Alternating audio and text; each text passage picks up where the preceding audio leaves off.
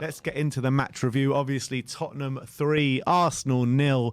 And as I was saying, like, as soon as we got to that stadium, you could just tell the momentous occasion that actually was, waiting 5 years to welcome those scumbags back to White Hart Lane. And what a welcome they got. The fans were lining the streets, flares everywhere in full voice. And you could just tell inside that stadium was going to be absolutely epic, and exactly what it was. And it was a massive game. I think all the circumstances surrounding the game, the fact that it was a shootout for Champions League football, the fact that it was our first North London derby back in N17 with a full stadium behind it since 2017. The fact that the Arsenal had ducked the game in January as well, and that we were forced to wait and play after, unjustly ducked the game as well due to one COVID case. Most incredible match postponement, I think, in Premier League history. I think you have to say. Can you think of another one? I can't. No. Not only because that got postponed because of one COVID case, but because how we got knocked out of the Conference League exactly as well. a few days before, so the week before. So it was an absolute. So all those circumstances around it led to what was an absolute cauldron yesterday of hostility, and it was. I think, look, Arsenal fans weren't up for it whatsoever. They were gone by the 60th minute. The crowds building up outside the stadium, the atmosphere, it was something incredible. I don't think I've seen it like that outside Tottenham for a very, very long time, if not ever. But even it was just incredible. Back when we used to do that at the old White Hart Lane, it was half the fans, wasn't it? Exactly. Now this is like double the fans, double the madness, the street, you could double barely the move. atmosphere. And I actually think I might even go as far to say that game last night might be the best atmosphere I've actually seen at Tottenham. Yeah, I think it has to be up there. I can't think. Definitely the new stadium. New stadium, 100%. Definitely the new stadium. Even when you're including the old stadium as well, like the last game at White Hart Lane, maybe just a bit better, but similar levels. I don't remember any being outside the ground like that ever. I don't remember it at the time. I mean, when Arsenal... Not with flares and stuff. Yeah, not with flares, but... No, flares gives a bit more... It does. It gives a bit of an edge, doesn't it? Yeah, it was class. But yeah, it was absolutely unbelievable. Unbelievable, and I wish I could just replay that. I mean, I was in my complete element yesterday. And as soon as we turned up, we knew this is an occasion. I think everyone was aware that, like, how big the day was yesterday, and there was so much anticipation building up to it. And I'm just so happy that we actually follow through on all the fans follow through on what they and all that excitement, and on the occasion we made it an occasion. And you saw obviously the tifos. I thought was good in the end. Oh, look, everyone can argue what should have been said on the tifo, but I thought it looked brilliant on camera. I thought the atmosphere just before kickoff, it was so loud inside the stadium. It was deafening, the noise. I thought it was amazing. Arsenal song the whole day. And how many I've seen so many tweets and pundits say that's one of the best atmospheres they've seen in the Premier League, especially this season, and if not for a long, long time. I think we really we talked about Anfield last week. I think we shat on that, to be honest. I agree. Yesterday, completely agree. I thought we were it was absolutely electric. I was in awe of that atmosphere at Anfield last week. Yeah, I thought it was absolutely electric yesterday from the Tottenham fans, and I actually think it made a real difference. I mean, I honestly think yesterday, I know Arsenal started fairly well the game once the game kicked off. They pressing quite well, and there was a few iffy moments from Sanchez and Emerson. You're thinking, obviously we also found out the news about Romero just before kickoff. Well, we knew actually a couple of days ago, but exactly, people start to believe us now. Yeah. And we heard it obviously just before kickoff. He's not going to be playing. That got a bit of nerves settling in, but we didn't let it affect us as much as it was a bad start. As soon as the news came out, like, because there were so many people on the streets, all you could hear around you, Romero's out. Romero. Like, oh my God, Romero. Yeah, literally murmurings. But I think everyone was more concentrating on just creating an atmosphere yesterday rather than anything else. And look, it wasn't ideal, but I think Sanchez came in and he had a nervy start. But I think once we settled into the game, Arsenal did start the better. There's no doubt about it, albeit not really creating anything. Yeah. They were pressing quite high. And as I said before the game, I thought Arteta would come and try and win, and I think he did.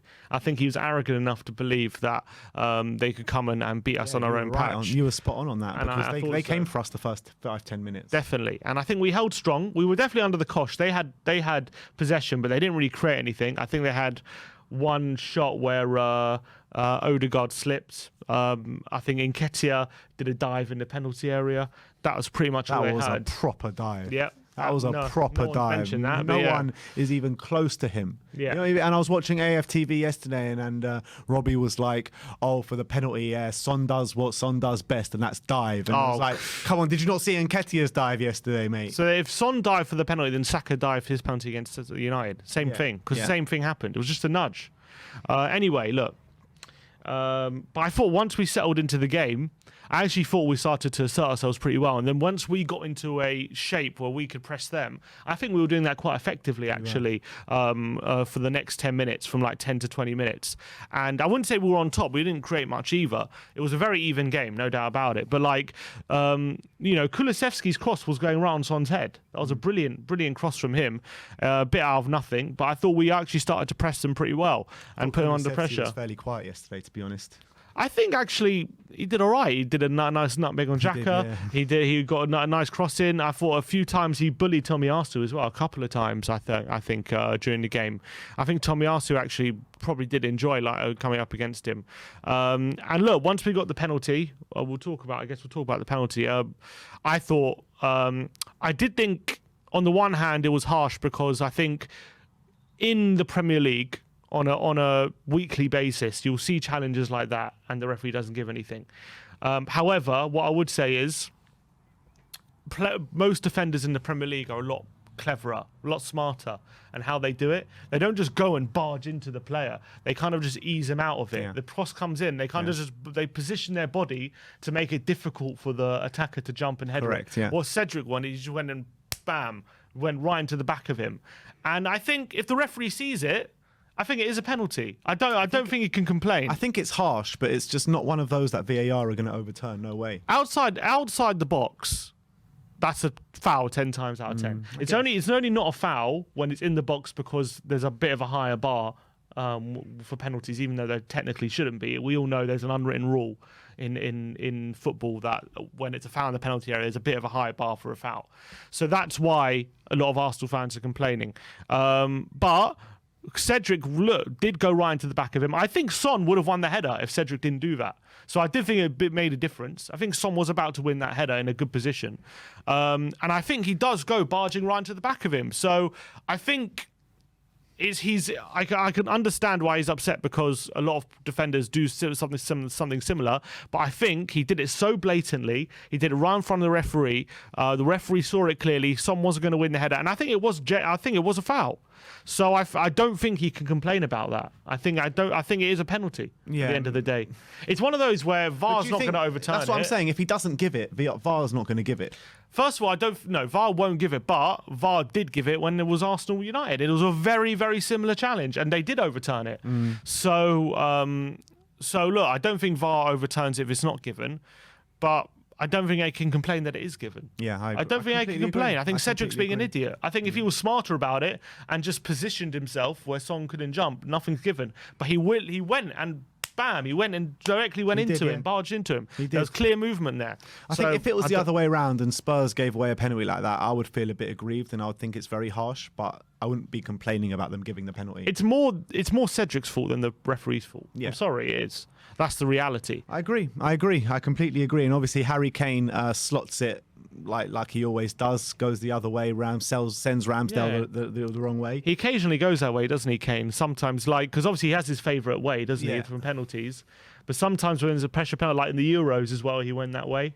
Even though it was saved. Yeah. And he went that way again in the derby. I think a couple times in the derby, actually, he's gone that way to the right, which is interesting because he likes to keep them guessing. To keep him guessing, and that's the way to do it. That's the way to do it. And a few minutes later, Holding gets that first yellow card, and then a few minutes after that, he elbows Son in the face, which could have been a straight red in itself.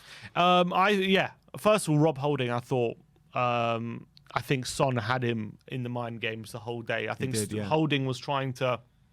Funny thing is, Holding made 4 fouls in the first half an hour of the game yesterday. 4 fouls, all on Son. And that's more fouls than he's made in any Premier League game ever in his career. Wow. And he was only playing for half an hour.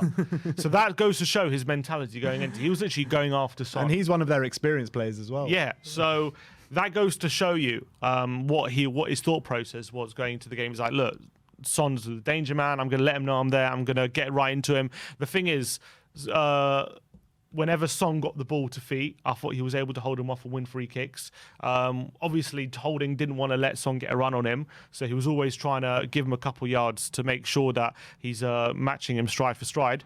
And I'm not going to lie, I haven't seen the first yellow card in a replay of it.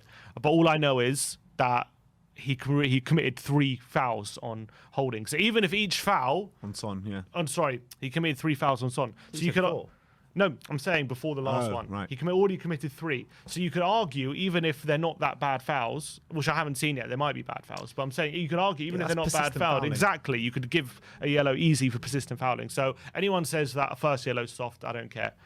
And even so, like the second one could easily have been a straight red. And the second one, I'm sorry, I can't believe anyone has got question marks over it. I've seen the replay time and time again. It is a full-on elbow gets into worse and worse every time you see it. Like, it's a really bad one. It's a really bad one. I think he probably, if he's not got carded, I think he probably gets yellow. I don't think. Is there enough there? Look, if you give a straight red, I don't think VAR will overturn it and say it's too strong. But I think the referee could have got away with giving him a yellow if he was only on yellow. But I think it's a clear yellow all day, all night. I've seen people post that Kane challenge from the Emirates last season. And I agree, it's a yellow card. Like, I don't know what everyone's complaining about. That's yellow, and also Holdings was a yellow. I think they're both clear as day yellow cards. I don't think anyone could complain about that second yellow for Holding. It's clear as day, and I don't know what Arteta's crying about. I think it's just throwing his toys out. Honestly, it's lost the game. Exactly. He says the referee ruined the game. Referee didn't ruin it. Your defenders ruined it. I'm sorry. We look. The fact of the matter is, the game was gone after that, because of what 10 minutes later we get the second from a corner. Harry Kane. 5 minutes later. Was it 5 minutes later? We get the header from the corner. Nice flick on from Bentancur. Kane's at the back post. It's 2-0. And game over. And it's game over. And the thing is, we didn't even have to do much. They pretty much gave it to us. Yeah. That's the reality. It was the easiest North London derby that I can remember, and it's probably the biggest battering we've given them in the Premier League, isn't it? It is. It is 3-0. And we should have got a lot more goals than that, to be honest. I mean, Emerson could have had a couple of goals himself. Emerson Son had one when Sessegnon squared it to him. Son had one, which for some reason everyone's not included in their highlights, but I thought it was a big chance. But let's talk about Emerson, because I thought, again, he was really good defensively, stood up really strong, and he was getting forward really well and had those 2 chances, putting himself in dangerous positions. And on another day, he could have got a goal or 2. And he was playing some really good passes to Kulusevski on the down the right hand side. He seems to have come on strong when we need him most. He's been getting pelters, but that's 2 strong performances now in a row. I thought defensively, Martinelli, I mean, he was a bit of a threat, to be fair, early in the game. But probably their biggest threat. But Saka didn't show up at all. He didn't do anything. Yeah, Saka was completely anonymous. Maybe he's still carrying that injury, but Martinelli, I think Emerson and Sanchez defensively were very, very strong together, and I think he's just so much more confident at the moment. And his on-the-ball quality is definitely increasing, for sure. He's definitely finding his passing range is definitely a lot stronger than it was a few weeks ago.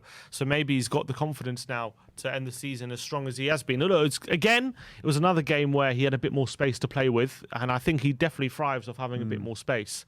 Big game player, Emerson. But yeah, look, he seems to have good games. When we do have a big game, Man City, to him. Liverpool, Arsenal now. Yeah, played very well. Big game player, Emerson, and I think a lot of people owe him some apologies, because he has been lambasted by us, by the whole fan base, pretty much. Everyone's ripping into him, saying this guy's not of the required quality.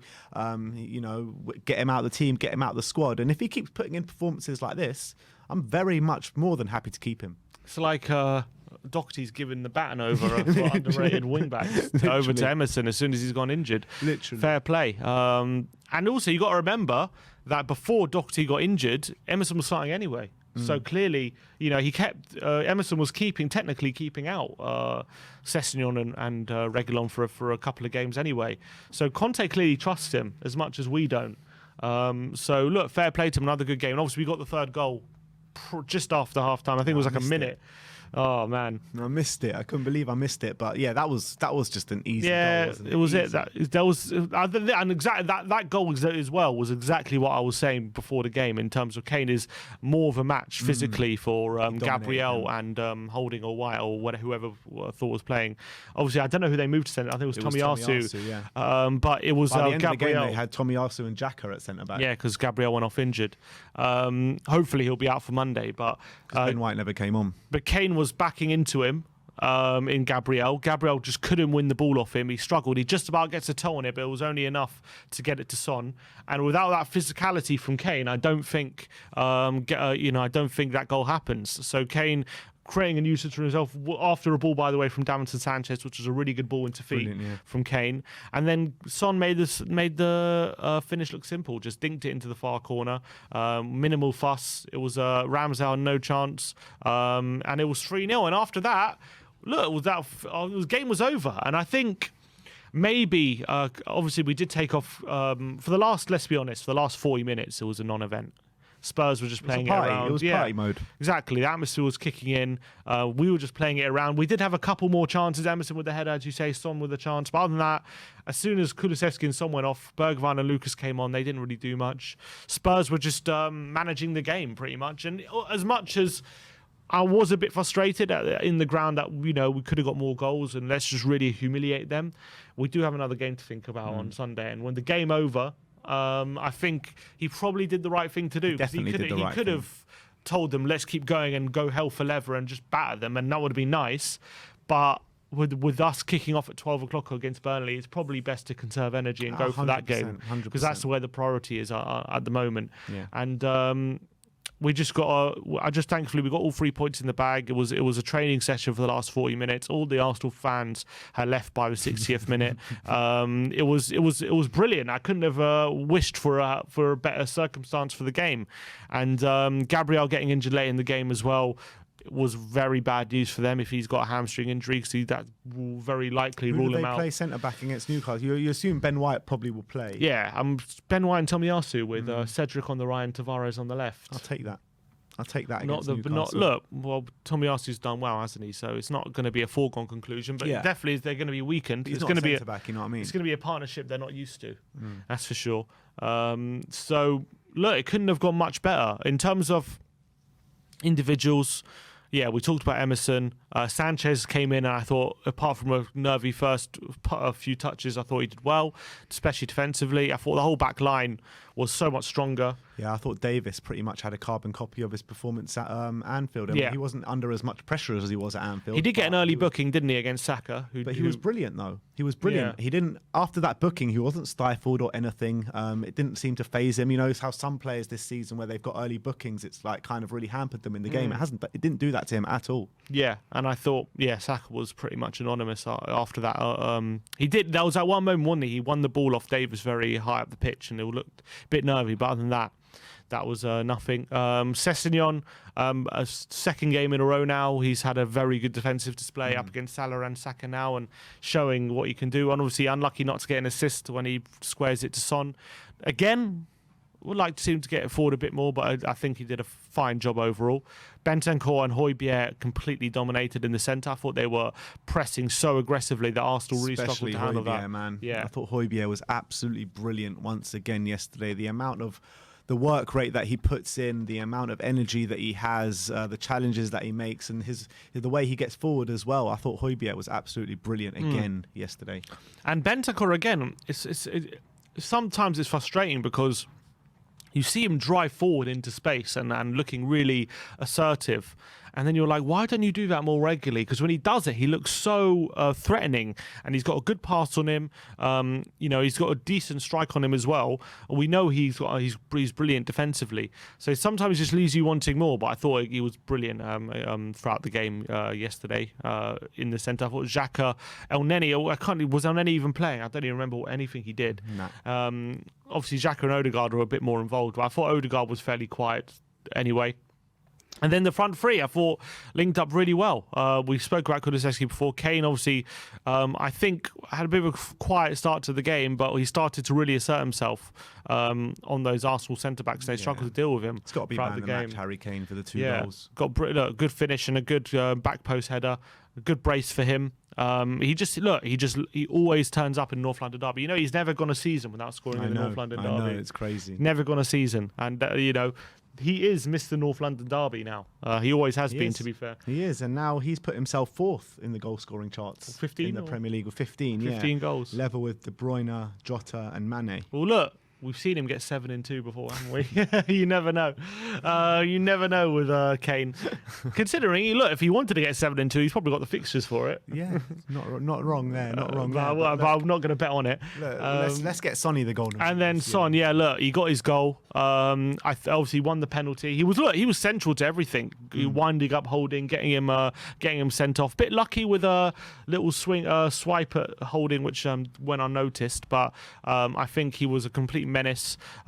They didn't know how to deal with Son, and he got the red card, and then his finish was easy, and he was a bit disappointed he got taken off early. Visibly disappointed. He was. But Conte said Son promised him will score on Sunday now. So I think he was just keeping him fresh, because Son's at his best when he's just at his sharpest. That's when you need him. So he did the right thing. But I think the main people who come out with the most credit, the fans yesterday. I really believe that. I think the fans were absolutely amazing. I thought the atmosphere was incredible. It was a real joy to behold. It was something special yesterday, the atmosphere. As much as Klopp was like, here is special, no, yesterday was special. Yeah, yesterday was the atmosphere. And when the fans are like that... And it affected the Arsenal players. I really believe it. Yeah, I completely agree. When the fans are like that, it's very hard to lose a game. I really believe that. I mean, the writings on the wall when the fans are like that, with that big tifo, with the fans in full voice, didn't stop for 90 minutes, didn't hear a peep out of the Arsenal fans for the whole game, even at the start. Not one peep. And it did, like I said at Anfield with their fans, I know it didn't work out that way, but it did have a sense of inevitability about the game last night. Yeah, and I think it contributed to Arsenal crumbling. Once they were 1-0 down. I think they couldn't handle how hostile the atmosphere was, and the noise the fans were making. They just couldn't. They couldn't handle it.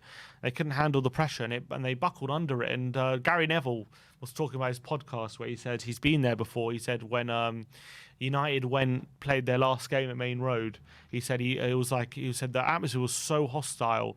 He was making mistakes. He played Sean Goater through on goal with a bad back pass. Like he got into his head, the whole atmosphere. And he said he saw the same thing yesterday with the Arsenal players, how they lost their heads.